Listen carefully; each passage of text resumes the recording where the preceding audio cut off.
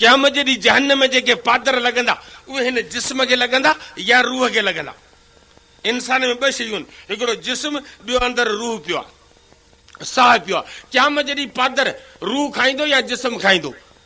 हिननि खे ॻाल्हि सम्झ में कोन आई। हिकिड़नि चयो त क़यामत जे ॾींहुं पादर जेको आहे सो जिस्म खे लॻंदा, ॿियनि चयो त न क़यामत जे ॾींहुं पादर रूह खे लॻंदा। अची पाण में ॾाढ़ी पट शुरू कयूं, पर इस्लाम खां कोन पुछूं त क़यामत जे ॾींहुं पादर रूह खे लॻंदा या जिस्म लॻंदा। इस्लाम चवे थो त क़यामत जे ॾींहुं पादर रूह जिस्म ॿिन्ही खे गॾु लॻंदा, छो त ॿई गॾु ॾोह जा ॾुआरी आहिनि, बुछड़ाई में ॿई शरीक आहिनि, इन जे करे पादर ॿई खाईंदा। जिस्म ऐं रूह जो ताल्लुक ऐं संगत पाण में ईअं आहे जीअं अंधे ऐं मंडे वारी आहे।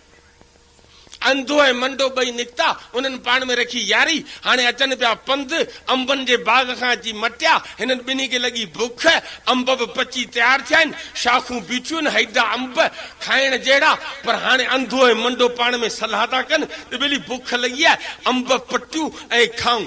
पर हाणे अंधे जो अदा, आऊं त वण ते त चढ़ी वेंदुसि, पर आऊं सुञाणंदुसि कोन त कहिड़ो अंब कचो कहिड़ो पकल, पटियां त कीअं पटियां, चहण लाइ त आऊं तयारु आहियां।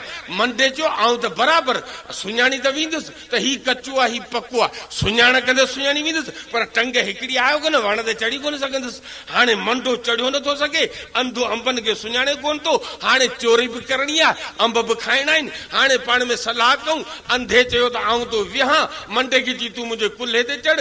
अंधो वेठो, मंडो उनजे कुल्हे ते चढ़ियो, अंधो उथी बीठो, मंडे जेको बाह डिघी कई त अंब जे टारी ताईं पहुची वई, उन अंब जे टारी खे झले हेठि नमाई छिके, उन मंझां मंडे शाखूं पकलूं पकलूं जेके ॻोल्हे पटे ढिग कयूं, हाणे रूमाल विछायो, ॿई ॼणा वेठा खाइनि, तेसी मथां धाणी अची वियो।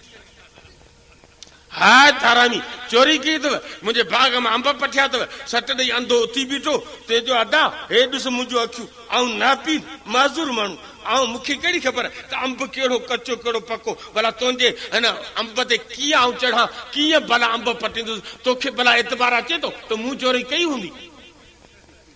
धणी जो न, तूं त वाकई अंधो ई मज़ूर माण्हू, तो त चोरी कई कोन्हे का।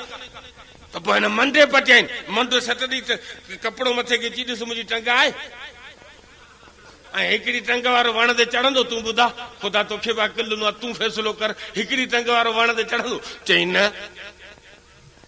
हाणे धणी पाण मुंझी पियो त ही भला अंधो हे मंडो, अंब बि पटिया अथनि, खाधा बि अथनि, पर इहा चोरी थी कीअं? हाणे धणी मुंझी पियो आहे, तेजो जेसी ॿई पादर न खाईंदा तेसी सची कोन कंदा।